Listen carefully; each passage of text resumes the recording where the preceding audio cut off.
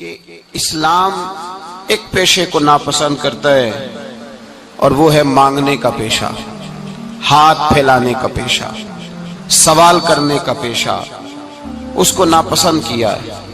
باقی تو میرے حبیب پاک سید عالم صلی اللہ علیہ وسلم نے فرمایا اگر تو محنت کر کے روزی کماتا ہے تو پھر تو معمولی آدمی نہیں، پھر تو اللہ کا محبوب بن گیا ہے، پھر تو محبوب الہی ہو گیا ہے، پھر تو اللہ تبارک و تعالیٰ تجھ سے محبت فرماتا ہے۔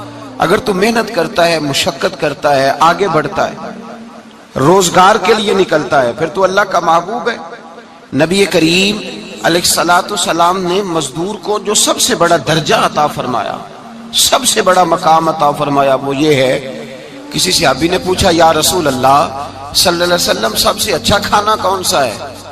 تو حضور نے فرمایا وہ کھانا جو بندہ اپنے دو ہاتھوں سے مزدوری کر کے کھاتا ہے، وہ کھانا سب سے اچھا ہے۔ فرمایا اللہ کے نبی حضرت داؤد علیہ السلام اپنے ہاتھوں سے مزدوری کرتے، اور پھر نبی کریم سید عالم صلی اللہ علیہ وسلم نے جو دین ہمیں عطا فرمایا، اس دین کو حضور نے کوئی پنڈتوں اور جوگیوں کا دین نہیں بنایا کہ تم بس غار کے اندر چلے جاؤ، اللہ اللہ کرو، میری طرف دیکھیے گا۔ یہ نہیں فرمایا کہ تم بس ٹھیک ہے آ جاؤ مسجد تسبیح پکڑ لو، کوئی اور کام نہ کرو، بلکہ حکم دیا ہے کہ کسب معاش کرو، محنت کرو، جد و جہد کرو، ہاتھ ہلاؤ۔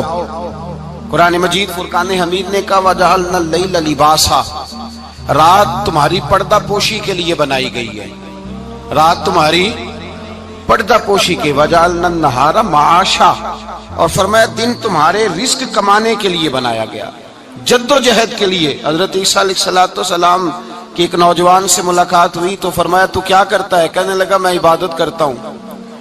تو فرمایا کھاتا کہاں سے ہے؟ کہنے لگا میرا بھائی کمائی کرتا ہے تو وہ مجھے اس میں سے حصہ دیتا ہے۔ تو آپ فرمانے لگے پھر تو عبادت گزار نہیں، تیرا وہ بھائی تجھ سے زیادہ عبادت گزار ہے، جو تیرے لیے یہ بندوبست کرتا ہے، جو تجھے یہ جد و جہد کر کے دیتا ہے، وہ تیرے لیے۔ حضرت عمر فاروق رضی اللہ تعالیٰ عنہ نے اپنے دور خلافت میں شوق دلایا صحابہ کو، محنت کرنے کا شوق۔ ہمارے معاشرے کے اندر لوگ دوسرے کی کمائی پر وقت گزارنا چاہتے ہیں، دوسرے کے مال پر نظر رکھتے ہیں، مجھے کچھ سسرال سے مل جائے، کچھ مجھے رشتہ داروں سے مل جائے، کچھ مجھے دوست احباب سے مل جائے، کچھ مجھے باقی جگہوں سے مل جائے۔ لوگ مختلف جگہوں پہ نظر رکھتے ہیں اور مختلف ہیلوں اور بہانوں کے ساتھ دوسرے کا مال ہڑپ کرنے کی کوشش کرتے ہیں۔ میرے حبیب کریم علیہ السلام نے توجہ دلائی صحابہ کو، مزاج عطا فرمایا۔ نبی پاک صلی اللہ تعالیٰ علیہ وآلہ وسلم نے ارشاد فرمایا، حضرت عمر کی بات کر رہا تھا، پہلے اس کو مکمل کروں۔ جناب عمر فاروق رضی اللہ تعالیٰ عنہ نے شوق دلایا صحابہ کو۔ تو ایک دن آپ گزر رہے تھے تو ایک صحابی وہ درخت لگا رہے تھے، اپنے ہاتھ سے درخت لگا رہے تھے۔ تو حضرت عمر فاروق رضی اللہ تعالیٰ عنہ نے دیکھا تو دیکھ کر فرمانے لگے تجھے مبارک ہو، تجھے فرمایا اللہ تبارک و تعالیٰ تیری عزت بھی بڑھا دے گا اور تیری محتاجی بھی دور فرما دے گا، اس لیے کہ تو محنت کر رہا ہے، تو جد و جہد کر رہا ہے، تو اپنے ہاتھ سے کوشش کر رہا ہے، اللہ تبارک و تعالیٰ تیرا رزق بھی بڑھا دے گا اور اللہ تیری عزت میں بھی اضافہ کرے گا۔ نبی کریم علیہ السلام نے فرمایا عدل کرنے والے بادشاہ کے ساتھ جو آدمی جہاد کے لیے نکلے اس کا دین میں سب سے بڑا درجہ ہے، عدل کرنے والے حکمران کے ساتھ جو جہاد کے لیے نکلے اس کا سب سے بڑا درجہ ہے۔ فرمایا میرا وہ غلام جو صبح سے لے کر شام تک ایک دن رزق حلال کے لیے محنت کرتا ہے، فرمایا ایک پورا سال عدل کرنے والے بادشاہ کے ساتھ جہاد کرنے سے اللہ ایک دیہڑی لگانے والے مزدور کو زیادہ ثواب عطا فرمائے گا، اللہ اسے زیادہ اجر دے گا، اس لیے کہ وہ جد و جہد کر رہا ہے، وہ کوشش کر رہا ہے، میدان عمل میں نکلا ہوا ہے۔ مزدور کو ایک تو کاہلی بڑی ہے، ہر چوتھا نوجوان جس کو ہم دیکھتے ہیں اس کو پوچھتے ہیں تو کیا کرتا ہے؟ کہتا کاغذ جمع کرائے ہیں باہر جانے کے لیے، تو سالوں بیت گئے، بس وہ نہ کاغذ نکلے نہ صاحب باہر گئے۔ بھائی کوئی کام کر لیں تو کہتے ہیں میرے ابا جی کو 2-4 کروڑ روپیہ دے دیں گے تو کچھ کر لیں گے، اگر نہ دیا تو پھر دیکھیں گے دائیں بائیں۔ اور اس ظلم نے، اس زیادتی نے گناہ کے دروازے کھولے ہیں، لالچ کے دروازے کھولے ہیں، قتل کے دروازے کھولے ہیں۔ اس گناہ نے رشتے ناتے توڑ ڈالے. لوگ کسی کی ذات سے تو پیار کر ہی نہیں رہے, جیب سے محبت ہو رہی ہے. لوگ دیکھتے ہیں کہ کون سا ایسا طریقہ اختیار کروں کہ بغیر کمائی کے میرے ہاتھ پیسے آئیں. اور خدا کے بندو یاد رکھو, اللہ تبارک و تعالیٰ فرماتا ہے دنیا تجھے کیا دے سکتی ہے, لوگ تو محتاج ہیں, تو محنت کر اور توجہ میری بارگاہ کی طرف رکھ. حضرت عمر فاروق فرماتے ہیں مصطفیٰ کریم صلی اللہ علیہ وسلم نے فرمایا جو توجہ اللہ کی جانب رکھے اور کوشش کے لیے نکل کھڑا ہو, اس طرح پرندہ سویرے بھوکا جاتا ہے شام کو پیٹ بھر کے آتا ہے, اللہ اس بندے کو بھی پیٹ بھر کے روزی عطا فرمائے گا. حضرت حسن بصری رحمت اللہ علیہ تشریف فرماتے تو ایک نوجوان آیا. اس نوجوان نے کہا حضرت آج کے بعد میں نے فکر نہیں کرنی کام کاج کی, میں نے نہیں کوئی بھی توجہ کرنی کمانا کیسے ہے کھانا کیسے ہے, میری فکریں دور ہو گئیں. فرمایا کیا ہوا؟ کہنے لگا میں آج جنگل میں مزدوری ڈھونڈنے گیا تھا تو میں نے ایک عجیب انداز دیکھا ہے. ایک شیر نے شکار کیا, اس نے کچھ خود کھایا, کچھ اس نے بانٹا, کچھ تھوڑا سا شکار لے کے وہ گیا.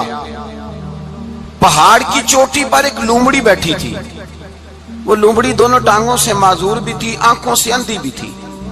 اس شیر نے جا کے اس کے منہ کے اندر وہ شکار ڈالا ہے اور لومڑی نے کھایا ہے. کہنے لگا جو رب اندھی اور لنگڑی لومڑی کو پہاڑ پر رزق دے سکتا ہے مجھے بھی دے دے گا, میں نے کوئی کام نہیں کرنا. تو حضرت حسن بصری رحمت اللہ علیہ فرمانے لگے کتنی چیزیں دیکھی تو نے, ایک شیر اور ایک لومڑی. فرمانے لگے تو نے لومڑی بننے کا پروگرام بنایا, شیر بننے کا کیوں نہیں بنایا؟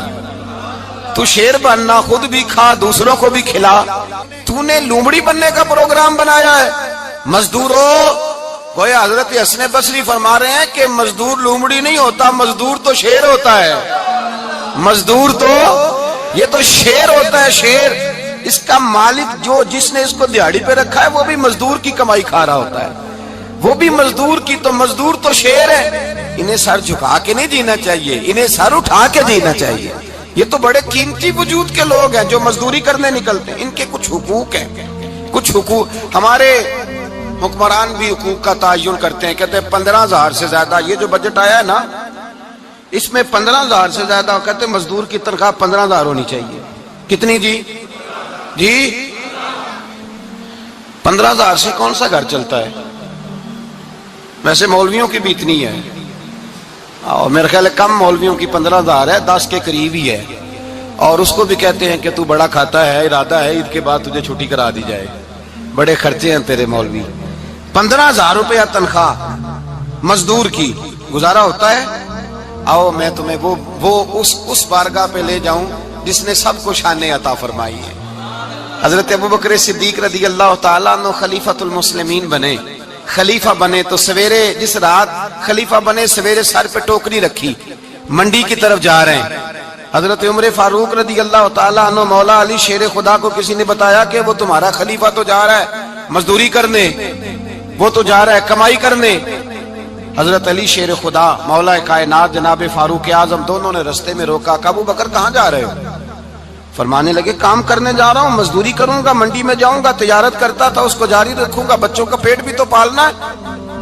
اب تمہاری حکومت کے پیچھے بچے تو نہیں نا بھوکے مروا لینے, میں نے کچھ کرنا تو ہے. حضرت عمر کہنے لگے چلا آ کے بیٹھ, ہم صحابہ کو اکٹھا کرتے ہیں اور مال غنیمت سے تیرا وظیفہ لگاتے ہیں, آپ کو وظیفہ ملے گا ماہانہ.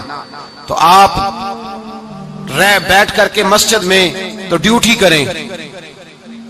بیٹھ گئے, مشاورت ہوئی تو حضرت ابوبکر صدیق رضی اللہ تعالیٰ سے پوچھنے لگے جناب بتلائیے آپ کا کتنا وظیفہ لگایا جائے؟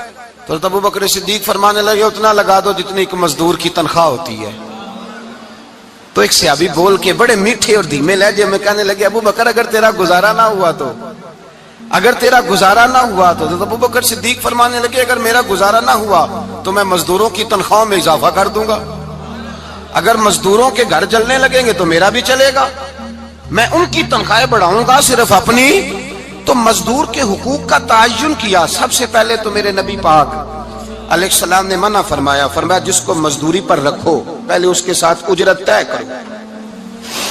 حضور صلی اللہ علیہ وسلم نے فرمایا جب تک اجرت واضح نہ ہو جاؤ کسی کو کام پر, جب تک اجرت واضح نہ ہو جائے, مکمل نہ ہو جائے کہ کیا دینا ہے, طے کریں. کیا لوگے؟ جو جناب دے دیں گے لے لوں گا۔ شریعت اس کو پسند نہیں کرتی، محبوب نہیں رکھتی۔ پہلے اس کے ساتھ پہلا حق مزدور کو یہ دیا کہ اس کی اجرت پہلے، بولیے اجرت پہلے اجرت طے ہوگی، یہ پہلا حق ہے۔ اور مزدور کا دوسرا حق کیا بیان کیا میرے نبی پاک نے؟ فرمایا جب، اور یہ ایسی اعلیٰ بات ہے کہ جتنے حقوق لکھنے والے ہیں نا، جتنے بین الاقوامی سطح پر انسانی حقوق کا چارٹر بنانے والے ہیں، وہ کہتے ہیں کہ یہ ایسا نقطہ حضور نے بیان کر دیا ہے کہ اس سے آگے کو بڑھ ہی نہیں سکتا۔ یہ ایسی بات ہے کہ جس کی شرح بھی کوئی نہیں کر سکتا۔ میرے حبیب کریم علیہ الصلوۃ والسلام نے فرمایا پہلے طے کرو، اور کیا خوبصورت لفظ ہے، قانون بنا دیا۔ فرمایا جب مزدور مزدوری کر لے تو اس کا پسینہ خشک ہونے سے پہلے اسے ادا کر دینا۔ اس کا پسینہ خشک ہونے سے پہلے اسے اس کی مزدوری دے دو۔ بیچارے نے محنت کی ہے، اپنے گھر جائے۔ یہ نہیں کہ اس نے مزدوری کیا تو تم نے کہا نہیں ادھر سے پینٹ صحیح نہیں ہوا، یہ تو لے جا 2000 اور پھر میں تیرا حساب کروں گا، ابھی ذرا میں چیک کرا لوں 2-4 لوگوں کو بلا کر کے، وہ فلاں جگہ سے نا ایک کونا خالی رہ گیا۔ اللہ سے ڈرنا چاہیے، اللہ سے ڈرنا چاہیے۔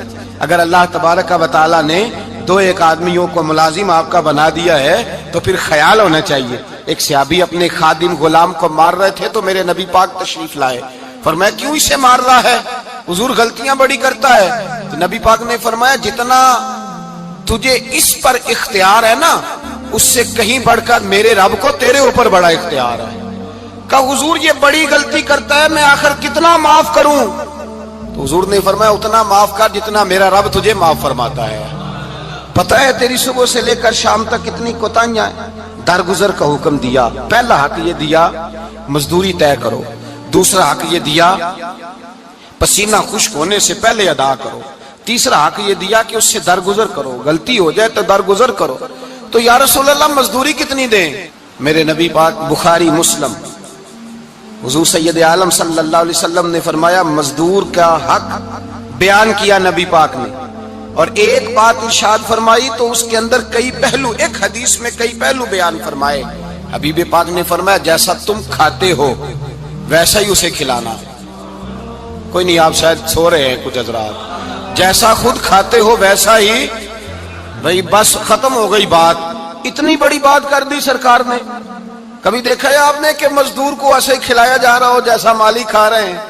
حضور نے فرمایا بھئی مزدوروں کا حق یہ ہے کہ جیسا تم نے کھانا ہے ویسا اسے کھلانا ہے، اور فرمایا جیسا تم نے پہننا ہے ویسا اسے پہنانا ہے۔ اور پھر میرے حبیب کریم علیہ الصلوۃ والسلام نے ارشاد فرمایا اس کی ہمت سے بڑھ کر تم اس پر بوجھ نہیں ڈال سکتے، جتنا کام وہ کر نہیں سکتا اتنا تم اسے دے نہیں سکتے۔ اور فرمایا اگر اتنا کام دینا ہے جو اس کی ہمت سے زیادہ ہے تو میں اس کے مالک کو کہتا ہوں وہ بھی اٹھ کے مزدور کے ساتھ کام پہ لگ جائے، اٹھے اس کے ساتھ کام میں شریک ہو جائے۔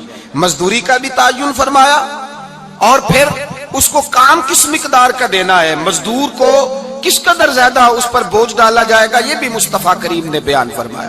فرمایا جو لا یکلف اللہ نفسا الا وسعها، اللہ بھی تم پر وہ بوجھ نہیں ڈالتا جو تم اٹھا نہیں سکتے، تو کسی مزدور کو تم ایسا کام نہیں بتاؤ گے۔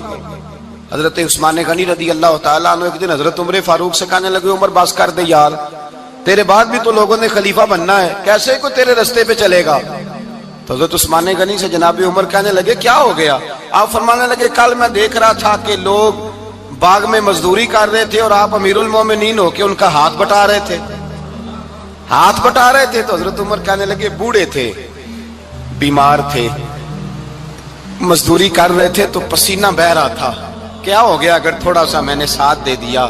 حضرت جناب سیدنا فاروق اعظم یہ لفظ کہتے ہوئے رو پڑے۔ آپ فرمانے لگے میں کسی بادشاہ کا شہزادہ نہیں، میں بھی اسی باپ کا بیٹا ہوں جو اونٹ چرا کے گزارا کیا کرتا تھا۔ میں نے آگے بڑھ کے لوگ حیثیت بھول جاتے، اپنی حیثیت بھول جاتے۔ اللہ تبارک و تعالیٰ جب کچھ عطا کرتا ہے ان کا رویہ اپنے ماتحتوں کے ساتھ اتنا سخت اور جابرانہ آمرانہ ہو جاتا ہے، اس قدر زیادہ ان کے لب و لہجے میں کڑواہٹ آ جاتی ہے، اس قدر زیادہ ان کی طبیعتوں کے اندر سختی اور غرور بھر جاتا ہے کہ وہ احساس ہی نہیں کرتے کہ جو سامنے بیٹھا ہے وہ بڑا ایک दुखी इंसान है और वो तकलीफ में है, वो आजमाइश में अपने आप को मुब्तला समझ रहा है। हजरत अबू ज़र गिफारी रदी अल्लाह ताला अन्हु फरमाते हैं, मैं अपने मातहतों के हक में बड़ा सख्त था, सख्त थी मेरी तबीयत, मेरे गुलामों की जुर्रत ही नहीं थी कि वो मेरे सामने गुफ्तगू कर सकें और ठहर भी सकें। फरमाते हैं, जिस दिन मैं कलमा पढ़ने गया, जिस दिन मैं हुजूर की बारगाह में, तो मैंने कहा हुजूर कोई खास नसीहत? तो नबी पाक ने फरमाया, मेरी नसीहत तेरे लिए ये है कि जैसा तूने खाना है वैसा ही गुलाम को खिलाना है, जैसा तूने पहनना है वैसा ही गुलाम को पहनाना है। हजरत अबू ज़र कहते हैं, जो मेरे अंदर कमी थी वही मेरे नबी ने नसीहत कर दी, जो मेरे अंदर कोताही थी वही गैब जानने वाले रसूल ने बतला दी। फरमाते मैं घर गया, जब मैं जाता था तो मुलाजिमों का सांस खुश्क हो जाता था, वो कांपने हाँपने लगते थे कि जाने अब ये क्या करेगा। हजरत अबू ज़र गिफारी फरमाते मैं गया, एक शख्स से मैंने कहा खाना पकाओ, खाना पकाया, दस्तरखान पे लगाया और अपने सारे मुलाजिमों को कहा आओ यार मेरे साथ बैठ के रोटी खाओ, आओ सारे मेरे साथ बैठ के खाना खाओ। फरमाते उन्होंने खाना खाया, फिर मैं उनको बाजार ले गया, जैसे कपड़े मैं पहनता था वैसे ही मैंने उनके लिए भी खरीदे। फरमाते हैं मेरे गुलाम कहने लगे, आका खैर तो है ना, खैरियत तो है ना, क्या हुआ, मिजाज मुबारक तो ठीक है, क्या क्या हो गया? और ये जो हम फिजा को इतना खूबसूरत देख रहे हैं और ये जो हम इतनी प्यारी रिमझिम बरसती देख रहे हैं, ये जारी रहेगी या एक दिन की है? तो हज़रत अबू ज़र गिफारी रो पड़े, कहने लगे अब तुम्हें अबू ज़र गिफारी बदला हुआ मिलेगा, इसलिए कि अब मैं वो नहीं रहा, अब मैं रसूलुल्लाह का कलमा पढ़ के गुलाम मुस्तफा बन गया हूँ, अब मैं बदल गया हूँ, मेरी तबीयत बदल गई। गुलामों के हक में हजरत मौला अली शेर खुदा गुलाम को लेकर के गए दुकान पर, हजरत मौला अली गुलाम को लेकर गए कपड़े की दुकान पर, 2 जोड़े खरीदे, एक कम कीमत का एक ज्यादा कीमत का, एक कम कीमत का एक ज्यादा कीमत का, 2 जोड़े खरीदे। जब वापस लौटे तो गुलाम से कहने लगे तू अपना ले ले। गुलाम को पता था कि उस जमाने में होता क्या था, उसने कम कीमत का जोड़ा उठाया। हजरत अली फरमाने लगे अजीब आदमी है, ये तो तेरा नहीं, ये तो मेरा है। उसने कहा हुजूर किस तरह से? आप फरमाने लगे तेरे लिए कीमती जोड़ा इसलिए खरीदा है कि तू जवान है, और मैंने अपने लिए इसलिए छोटा खरीदा है कि मैं तो अब बूढ़ा हो गया हूँ, मुझे तो आदत नहीं। कहने लगा हुजूर बूढ़े और जवान का मतलब नहीं, आप अली हैं, मन कुन्तु मौला फ़हाज़ा अलीयुन अली मौला, अली मौला, आप चूंकि मौला अली हैं और आप अमीरुल मोमिनीन हैं, लिहाजा आपने तख्त पर बैठना है, आपने सल्तनत को चलाना है, आप पहनिए। तो हजरत अली फरमाने लगे तू मेरा गुलाम बना है ना, तूने अभी मेरे नबी का दीदार नहीं ना किया, तू बाद में आया है ना, अगर तू इस दौर में होता तो जान जाता कि ये अमल मेरा है, पर इसके पीछे जो नसीहत के फूल हैं वो मुस्तफा के अता फरमाए हुए। तो भाई याद रखें, नबी करीम सैयद आलम सल्लल्लाहु ताला अलैहि वसल्लम ने तायुन फरमाया मजदूर के हुकूक का, तायुन किया। हजरत हकीम बिन हिजाम कहते हैं मैं हुजूर की बारगाह में बैठा था, तो नबी पाक सल्लल्लाहु अलैहि वसल्लम से मैंने कहा या रसूल अल्लाह आपको कौन सा आदमी पसंद है, कौन सा मेहनत करने वाला पसंद है?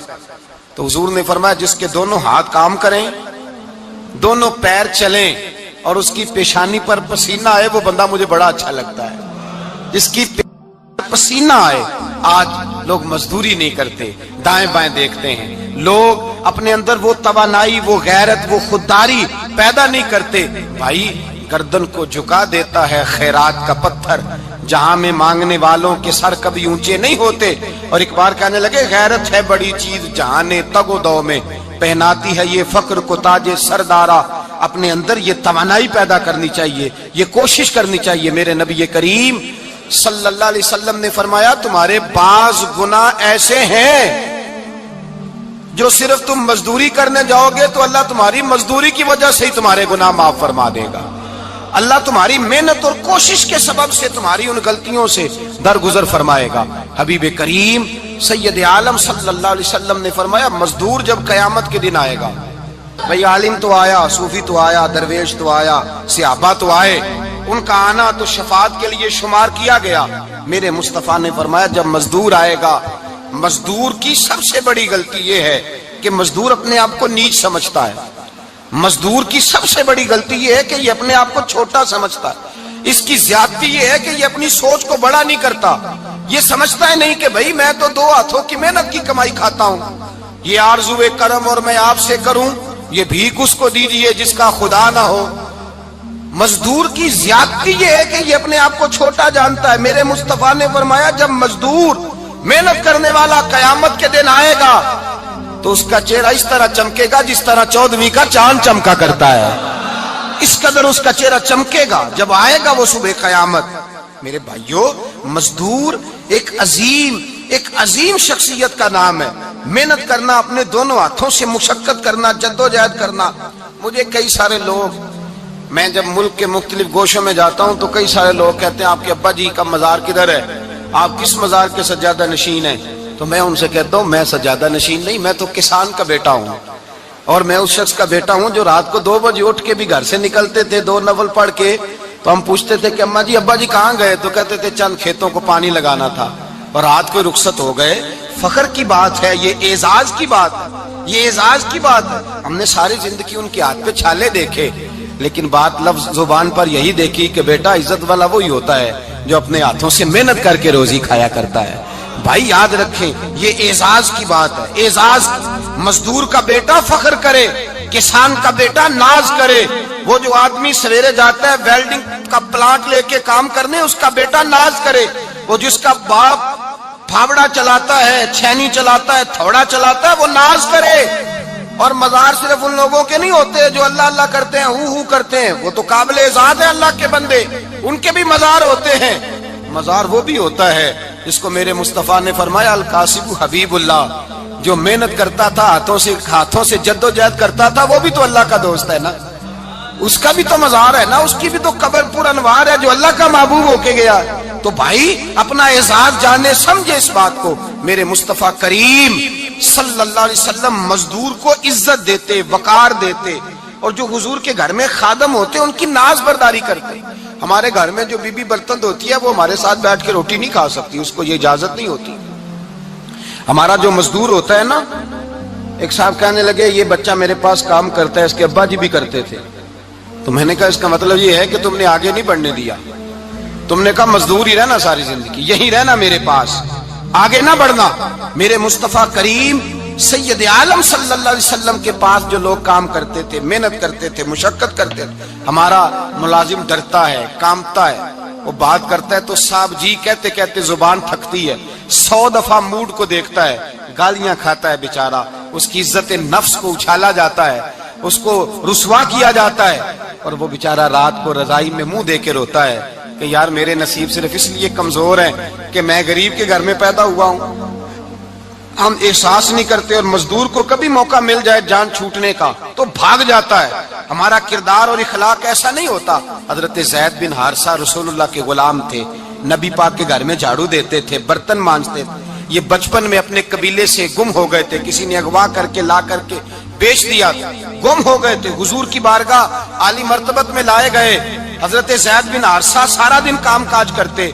कोई आदमी आया उनके इलाके का, मक्का मुकरमा, उनको पहचान कर वापस गया उनके कबीले में और जाके बतलाया कि तुम्हारा बेटा तो मोहम्मद इब्ने अब्दुल्लाह सल्लल्लाहु अलैहि वसल्लम के पास।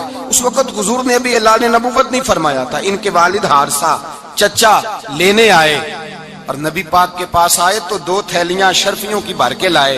कहने लगे हुजूर ये पैसे ले लें, 2 थैलियों में पैसे डालें, दिनार है, दिरहम है, हुजूर ले लें, हमारा बेटा दे दें। नबी पाक सल्लल्लाहु अलैहि वसल्लम ने फरमाया तुम्हें गलती लग गई है, पैसे पीछे हटाओ, मैं ज़ैद को बुलाता हूं, मैं ज़ैद को, इधर देखिएगा, मैं ज़ैद को, मैं उसे बुलाता हूं, अगर वो जाना चाहे तुम्हारे साथ तो मुझे एतराज नहीं, ले जाना।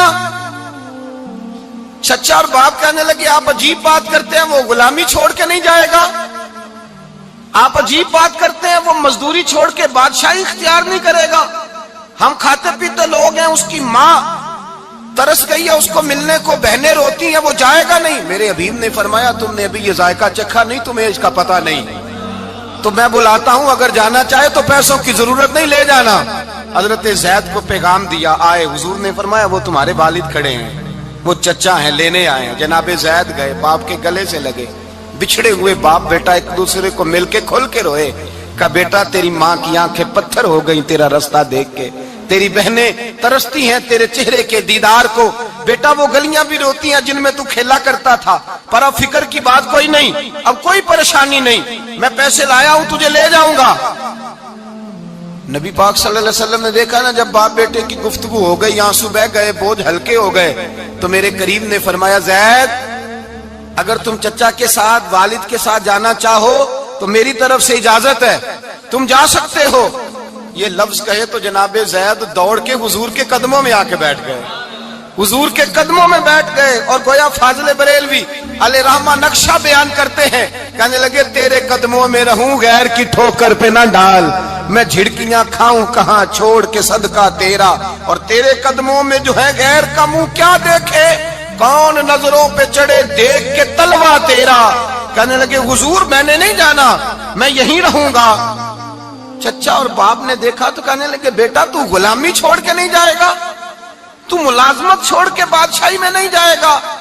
تو آپ کے والد کو آپ فرمانے لگے ابا جی ذرا 2 گھڑیاں یہاں رہ کے تو دیکھیں، یہاں 2 گھڑیاں رہ کے تو دیکھیں۔ فرمایا یہاں ملازموں کا وہ اعزاز ہے جو شہزادوں کا ہوا کرتا ہے، یہاں خادموں کی وہ عزت ہے، اور پتہ پھر ان کو مقام کیا ملا، یہ واحد شعبیاں جن کا نام اللہ نے قرآن پاک میں بیان فرمایا ہے، نام اللہ نے قرآن مجید میں بیان فرمایا۔ حضور کا اپنے غلاموں کے ساتھ جو تعلق تھا، اپنے ملازموں کے ساتھ جو رشتہ تھا، بڑا آدمی آتا ہے نا، بڑا آدمی تو لوگوں کی سانس سوکھ جاتے ہیں، اٹھ کے ملتے ہیں، بڑا کچھ کرتے ہیں۔ مزدور آتا ہے تو لوگ اوے کہہ کے پکارتے ہیں، ان کو خبر ہی نہیں کہ اس شخص کا اعزاز کتنا ہے۔ حضرت انس بن مالک رضی اللہ تعالیٰ عنہ فرماتے ہیں میں چھوٹا سا تھا، میری اماں مجھے حضور کے گھر چھوڑ گئی، میں نے 10 سال نوکری کی نبی پاک کی۔ کتنے سال بولیے؟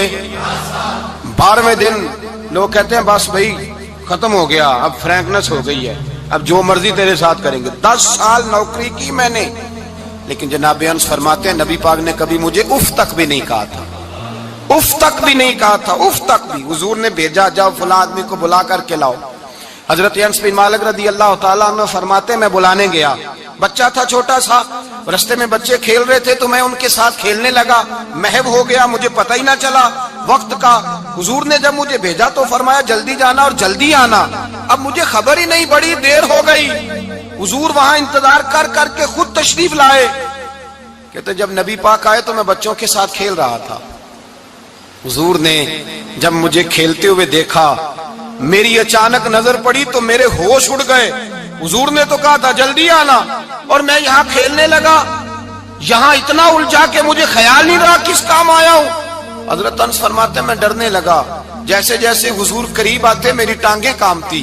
فرماتے ہیں جب نبی پاک قریب آئے تو قربان جاؤں معصوم آمنہ کے، فرماتے ہیں حضور نے میری گردن پہ تھپکی دی، اور حضور نے ہنس کے فرمایا او بھائی لگتا ہے تو کھیل میں گم ہوا ہے تو تجھے یاد ہی نہیں رہا میں نے کس کام بھیجا تھا، تجھے یاد ہی نہیں رہا۔ کہ یا رسول اللہ صلی اللہ علیہ وسلم میں بھول گیا تھا، میں ابھی جاتا ہوں۔ کیا انداز ہے، کیا شفقت ہے، کیا رنگ ہے، حضور میں ابھی گیا اور ابھی آیا۔ نبی پاک نے فرمایا نہیں یار تو کھیل میں خود ہی چلا جاتا ہے، تو کھیل یہاں میں خود جاتا۔ یہ اعزاز، یہ فضیلت، یہ درجہ کس نے ذروں کو اٹھایا اور صحرا کر دیا، یہ کس نے قطروں کو ملایا اور دریا کر دیا، یہ کس کی حکمت نے یتیموں کو کیا در یتیم اور غلاموں کو دنیا بھر کا مولا کر دیا، یہ کس نے اتنا۔ میرے بھائی مزدور کو حضور نے اعزاز دیا، نبی پاک اپنے ہاتھ سے کام کرنے والے کے ساتھ اس نے سلوک کرتے، محبت کرتے، پیار کرتے۔ ایک بوڑھی اماں تھی جو مسجد میں جھاڑو دینے کی مزدوری کرتی تھی۔ کیا کام کرتی تھی؟ دعا کریں اللہ ہم سب کو مسجد کی صفائی کی توفیق عطا فرمائے۔ بوڑھی اماں تھی، مسجد کی صفائی کرتی تھی، نوکری کرتی تھی، بیمار ہو گئی، بخاری شریف میں موجود ہے۔ اللہ کے محبوب صلی اللہ علیہ وسلم روز تیمارداری کرنے جاتے، ایک وقت ایسا آیا کہ دن میں 2 مرتبہ حضور تیمارداری کرنے جاتے۔ ایک شام نبی پاک نے فرمایا اس کا انتقال ہو جائے تو مجھے اطلاع کرنا۔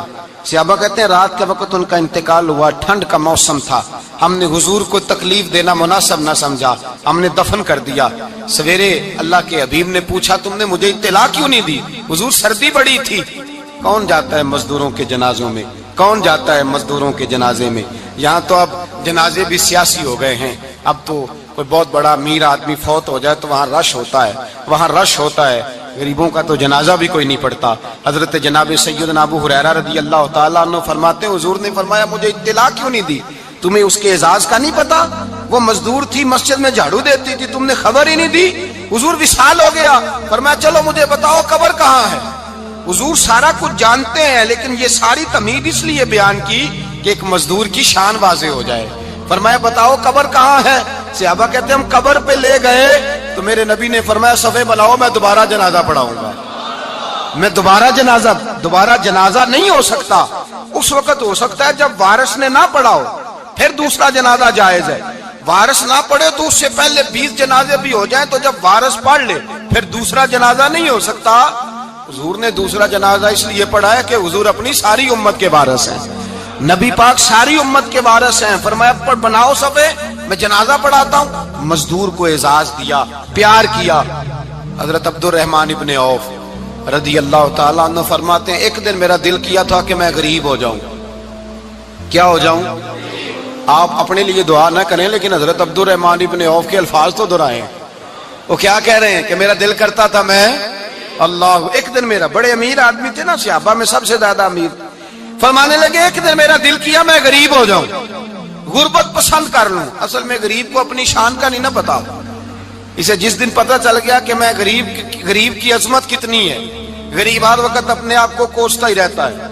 और मैं अक्सर कहता हूं कि ये बड़े का कसूर नहीं कि उसने तुझे छोटा जाना है, ये तेरा कसूर है।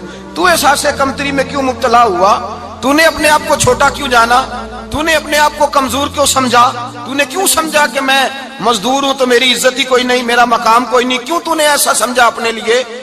हजरत अब्दुर्रहमान, मेरे भाई याद रखें, जब गरीब को पता चले मेरी शान क्या है, मेरे नबी पाक ने फरमाया मैं गरीबों के बीच आया हूं, मैं गरीबों में रहा हूं, मेरे दाएं बाएं गरीब रहते हैं, और कयामत के दिन जब मैं जन्नत में जाऊंगा तो मेरे आगे पीछे गरीब लोग ही होंगे, मैं गरीबों के साथ मिलकर जन्नत में जाऊंगा।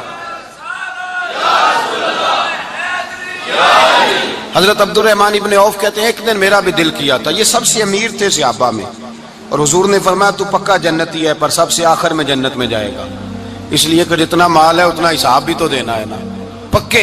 हजरत अब्दुर्रहमान इब्ने औफ कहते एक दिहाड़े दिल किया था कि मैं माड़ा होता, मैं गरीब होता, ये दिल किया मेरा। कहा किस तरह? फरमाने लगे एक मजदूर से आबी थे, हजरत साद अंसारी नाम था, वो हुजूर से मिलने आए। जब उन्होंने हाथ मिलाया ना नबी पाक से, तो हुजूर ने उनका हाथ थाम लिया। गरीबों कमाल कर दी मेरे मुस्तफा करीम ने, नबी पाक ने हाथ थामा, हुजूर ने हाथ, आपको इस बात की लज्जत नहीं आई शायद, नबी पाक ने हाथ थामा मजदूर का। मजदूर कहता मैंने छुड़ाना चाहा तो हुजूर ने पकड़ लिया दबा के, और जब थाम लिया तो मैं ठहर गया, मैं अपनी किस्मत पे नाज करने लगा। हुजूर ने मेरा हाथ खोला, कहते हाथ पे छाले थे, जगह जगह छाले बने हुए थे। तो नबी करीम सल्लल्लाहु ताला अलैहि वसल्लम ने हाथ खोल के फरमाया साद ये क्या हुआ? अर्ज की हुजूर गरीब हूं, बूढ़े माँ बाप हैं, छोटे छोटे बच्चे हैं, बहन भाइयों के हुकूक हैं, बीवी के मुंह में हलाल का लुकमा देना होता है। या रसूल अल्लाह फावड़ा लेके, कई लेके, कुदाल लेके, बेलचा लेके मजदूरी करता हूँ, मैदान में निकलता हूँ, सुबह से गया था अब आया हूँ, हाथों में निशान पड़ गए हैं। हजरत अब्दुर्रहमान इब्ने औफ फरमाते हैं जिसके कदम चूमने को दुनिया तरसे, उस रसूल ने सर मुबारक झुकाया और गरीब के हाथ को चूम लिया। नबी पाक ने बोसा दिया और फिर फरमाया क्या? फरमाया ये वो हाथ हैं जिनसे खुदा भी प्यार करता है, मोहम्मद मुस्तफा भी मोहब्बत फरमाते हैं।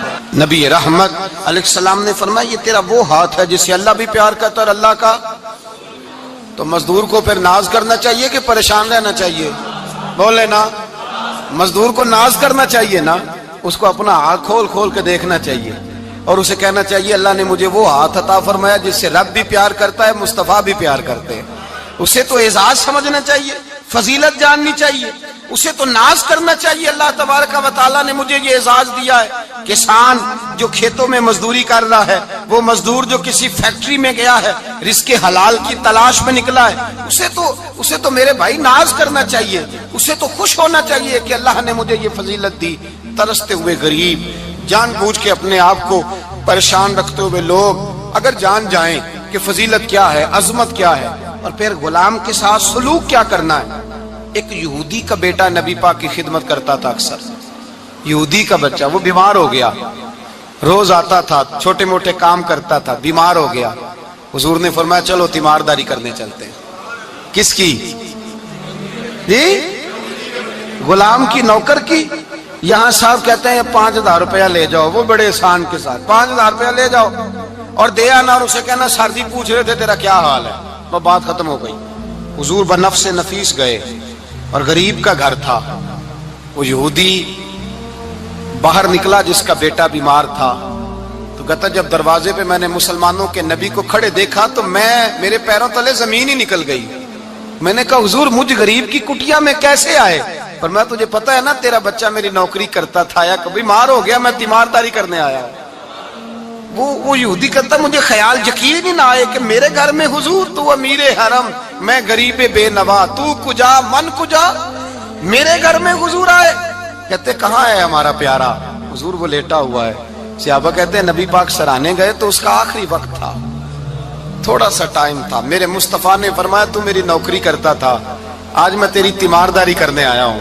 غلاموں سنو، جو رسول اللہ کی نوکری کرے آخری وقت آئے تو اللہ کے رسول پہنچ جایا کرتے ہیں، حضور پہنچ جایا کرتے ہیں. نجم کی ہے خدا آرزو ہے یہی، عاشق زار کی آبرو ہے یہی، موت کے وقت سر ان کے قدموں میں ہو، دید ہوتی رہے دم نکلتا رہے. حضور پہنچ جاتے ہیں. نبی پاک تشریف لائے، بیٹھے سرانے. حضور نے جب اپنا برف سے ٹھنڈا اور کستوری سے زیادہ خوشبو والا ہاتھ اس کے بالوں میں پھیرا، آنکھیں کھولی، حضور نے فرمایا چل کلمہ پڑھ جا، چل میرا کلمہ پڑھ جا. ساری دنیا در رسول پہ آ کے کلمہ پڑھے اور حضور اسے کلمہ پڑھانے گھر تشریف لے گئے. یہ ایک مزدور کو، ایک محنت کرنے والے کو اعزاز دیا. گھر گئے، کلمہ پڑھ لے. اس نے اپنے والد کی طرف دیکھا اور والدہ کی طرف دیکھا. ماں باپ یہودی ہیں، رونے لگے، کہنے لگے بیٹا یہ ہم سے زیادہ بڑھ کر تیرے حق میں خیر خواہ ہے، جیسے کہتے ہیں کر لے. اس نے کلمہ پڑھا اور حضور کی گود میں لوٹ پوٹ ہونے لگا. کلمہ پڑھا، روح پرواز کر گئی. شارحین کہتے ہیں جب نبی پاک وہاں سے نکلے تو حضور نے فرمایا اٹھاؤ اس کی میت کو. ماں باپ کہنے لگے کہاں لے جانا ہے؟ فرمایا ہم اپنے طریقے کے مطابق غسل کفن کریں گے، اس لیے کہ جو کلمہ پڑھ جائے پھر وہ میرا ہو جایا کرتا ہے، میرا ہو جایا کرتا ہے. بھائی یاد رکھیں، مزدور کو حضرت ربیہ بن کعب فرماتے ہیں میں حضور کو وضو کراتا تھا، رات کا وضو میری ذمہ داری تھی، صرف ایک وضو رات کا. ہمارے ہاں تو 25 سال مزدور مزدوری کر کے چلا جاتا ہے، پر وہ مزدور ہی رہتا ہے، وہ مزدور ہے، اس کا کوئی اعزاز نہیں. کوئی اس کے لیے وہ کہتے ہیں اب بابا جی آپ کو کھانسی زیادہ آتی ہے، اپنے بیٹے کو لگا دیں، کسی اور کی ڈیوٹی لگا دیں، اب آپ کام نہیں کر سکتے. 25 سال نوکری کی، ملا کیا؟ حضرت ربیہ کہتے ہیں میں وضو کراتا تھا رات کا. میرے نبی پاک نے فرمایا شادی کیوں نہیں کرتا؟ تو میں نے کہا یا رسول اللہ نہ میرے پاس حسن ہے، نہ پیسے ہیں، نہ کوئی کاروبار ہے، مجھے کون رشتہ دے گا؟ میرا روپ بھی نہیں تے میرا رنگ بھی نہیں، میں نے یار مناؤن دا ٹانگ بھی نہیں، کون مجھے رشتہ دے گا؟ کہتے ہیں حضور خاموش ہو گئے. دوسرا دن آیا تو میں وضو کرانے پہنچا تو نبی پاک نے فرمایا شادی کیوں نہیں کرتا؟ کہتے ہیں میں نے کہا حضور کون رشتہ دے گا؟ وہی 3 باتیں دہرائیں، نہ پیسے ہیں، نہ حسن ہے، نہ کوئی کاروبار ہے، نہ مکان ہے. فرمایا حضور نے تیسرے دن پھر کہا. جب دوسرا دن ہوا نا تو حضور نے کہا، حضور خاموش ہوئے میرے جواب پر. میں نے کہا یار کتنا بیوقوف ہوں، حضور روز پوچھتے ہیں اور میں جواب ہی نہیں دیتا. کہتے ہیں تیسرے دن میں نے ارادہ کیا آج نبی پاک پوچھیں گے تو میں کہوں گا حضور جیسے دل کرتا ویسے ہی کرا دیں. کہتے ہیں تیسرے دن میں گیا، سارا وضو کرا لیا پر نبی پاک نے پوچھا ہی نہیں. میں ارادہ کر کے گیا تھا کہ آج پوچھیں گے تو بتا دوں گا، حضور نے پوچھا ہی نہیں. فرماتے ہیں وضو مکمل ہو گیا، میں دروازے تک چلا گیا تو مصطفیٰ نے آواز دی. فرمایا واپس پلٹ نہ، میں پلٹا تو حضور نے فرمایا تو شادی کیوں نہیں کرتا؟ کہتے ہیں میں کھل کے مسکرایا. میں نے کہا محبوب تیرے کرم پہ قربان جاؤں، کیا انداز محبت ہے، حضور مہربانی کریں کرا دیں. فرمایا فلاں سردار کے پاس جا، ایک وضو کراتے ہیں اور اعزاز حضور نے کتنا دیا، جا سردار کے پاس اور اسے جا کے کہہ کہ اللہ کے رسول فرماتے اپنی بیٹی کا نکاح تیرے ساتھ کر دے. فرماتے میں گیا. ماں باپ کو بڑی فکر ہوتی ہے بیٹیوں کی. وہ کہنے لگا میں شام کو خود نبی پاک کی بارگاہ میں آؤں گا کہتے میں باہر نکلنے لگا تو وہ بچی پردے کی اوٹ سے بولی, کہنے لگی غلام ٹھہر جا, ابا جی آپ کو میری فکر ہے, اماں جی میری فکر ہے, میری فکر نہ کریں اور یہ نہ دیکھیں آیا کون ہے, یہ دیکھیں بھیجا کس نے ہے. آپ مجھے حوالے کریں نبی پاک کے, حضور کے حوالے کریں, اللہ رسول مجھے کبھی ضائع نہیں کریں گے. حضرت ربیہ کہتے ہیں حضور نے میری شادی کا بندوبست کیا. حضرت بریدہ اسلمی سے کہا کہ تو اس کے لیے کھجور کی گٹھلی کے برابر سونا لا. حضرت حارثہ بن نعمان سے کہا تو اس کے لیے ایک کمرے کا حجرے کا بندوبست کر. حضرت عثمان غنی سے کہا تو نے ولیمہ کرانا اس کا. فرمایا میں تو تھوڑی نوکری کرتا تھا, مصطفیٰ نے ساری زندگی کا ہی بندوبست فرما دیا. یہ مزدور کے ساتھ حضور کا انداز ہے. پہلے میں نے شروع میں کہا کہ مزدور اس بات کو سمجھتا ہی نہیں کہ اس کا مقام کتنا, وہ اس بات کو جانتا ہی نہیں اللہ نے اسے اعزاز کتنا دیا ہے. ملت کا جوان سب سے پہلے تو کبھی کسی کی جیب کی طرف نہ دیکھے. اور یہ بات یاد رکھ لیں, درجنوں بزرگوں کے ارشادات کی روشنی میں ایک موٹی بات بیان کر رہا ہوں, توجہ ہے میری بات پر. جس کی توجہ دوسروں کی جیب پہ ہوتی ہے وہ رسوا ہو جاتا ہے. کاہل لوگ جو زندگی میں صرف ہاتھ پھیلانے کے عادی ہوتے ہیں, ان کے دامن میں سوائے رسوائی کے کچھ نہیں آتا, ان کے حصے میں سوائے بدنامی کے کچھ نہیں آتا. اور جو اپنی بازو کی قوت کے زور پر, اقبال کہتے ہیں اپنی دنیا آپ پیدا کر اگر زندوں میں ہے, سر آدم ہے ضمیر کن فکاں ہے زندگی. اپنے لیے خود جینا سیکھیں, ملت کے لیے کچھ کرنا سیکھیں. معاشرے کے اندر اس سے ادھار پکڑ کے اس کو دے دیا, تو اس سے پکڑ کے اس کو دے دیا. 2 دن اس کے پاس چلے گئے لینے, تو 4 دن اس کے پاس چلے گئے. کبھی کو دوست باہر سے آ گیا تو اس کے پیچھے بھاگنے لگے, چاپلوسی کرنے لگے. 2-4 جوڑوں کی خاطر, ایک موبائل کی خاطر چھوڑیں اس دھندے سے باہر آئیں. میں نے کہا ایک پیشہ برا ہے, ایک پیشہ, اور وہ ہے ہاتھ پھیلانا, باقی کوئی پیشہ برا نہیں. 18 گھنٹے مزدوری کرو, نکلو باہر نکلو, میدان میں آؤ, جدوجہد کرو, مزدوری کرو جب تیرا ہاتھ مزدوری تک جائے. اور یاد رکھو رزق حلال کھانا ہے اور رزق حلال ہی کھلانا ہے.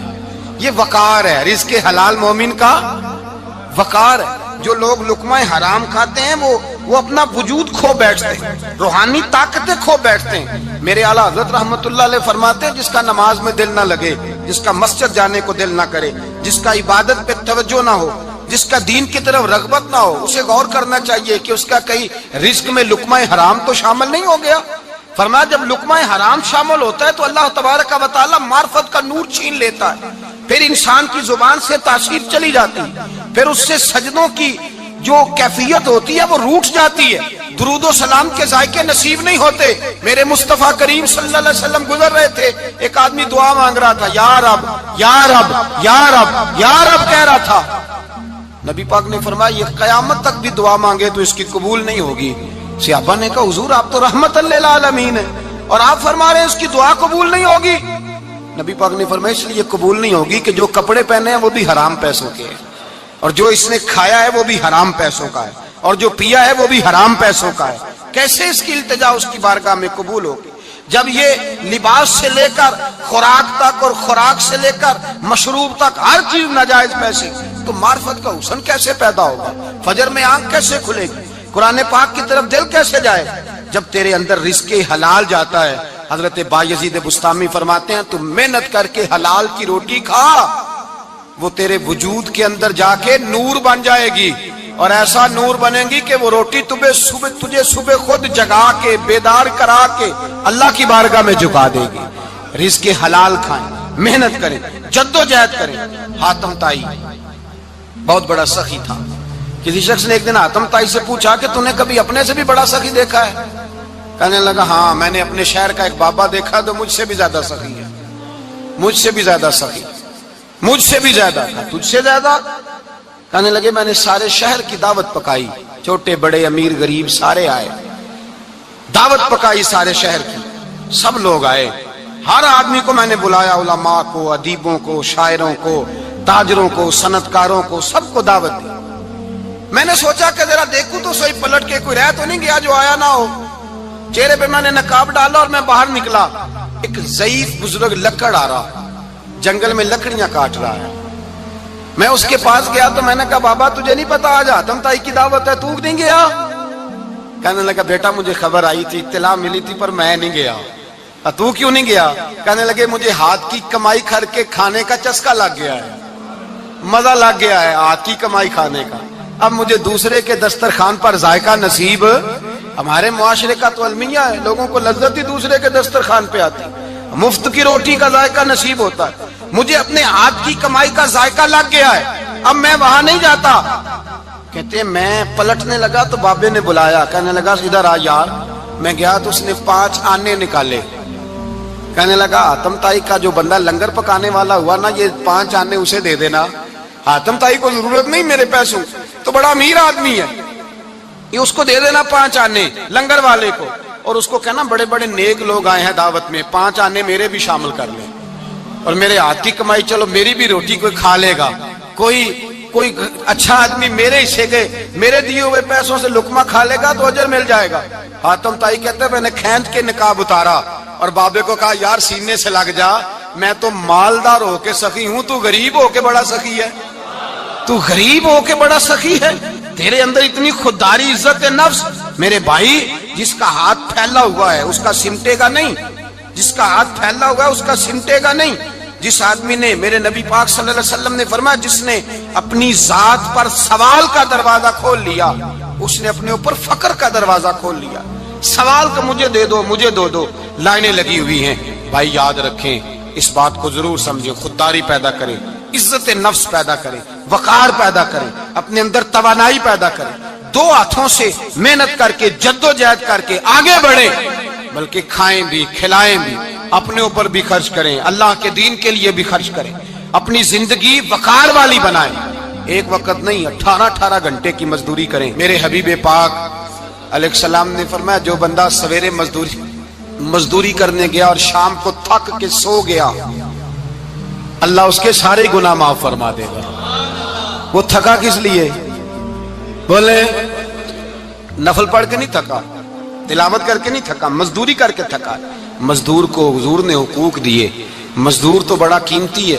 नबी पाक के ज्यादातर सहाबी काश्तकार थे, ज्यादातर सहाबी हुजूर के काश्तकार थे, खेती बाड़ी करते, मजदूरी करते थे अपने हाथों से। और जितने बाकी भी सहाबा थे मालदार, उस्मान गनी भी अपने हाथों से काम करते हैं, हजरत अलीउल मुर्तजा भी दस्ते मुबारक से काम करते थे, अबू बकर सिद्दीक भी खुद जाते थे बकरियों का दूध धो के लाते। ये हमारे आज के जमाने में मसला हुआ है कि जो अमीर आदमी है वो कोई हाथ ही नहीं हिलाएगा, कुछ नहीं करेगा। भाई मेहनत करें, जद्दोजहद करें, अपने अंदर ये जज्बा पैदा करें कि आज के बाद लेना नहीं देना है इंशाअल्लाह ताला। और नौजवान बिलखुसूस उतारें ये गफलत का पर्दा, ये गफलत है। अपनी दुनिया आप पैदा कर अगर जिंदों में है। सिर सुता उठ के कोई नहीं खुश होदा,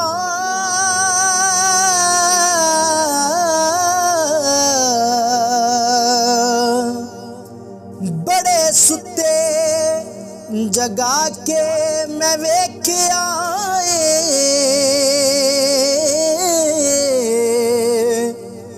कुत्ते जिया नहीं कोई वफादार डिठा, ते टुकर सुका भी पाके वे के आए।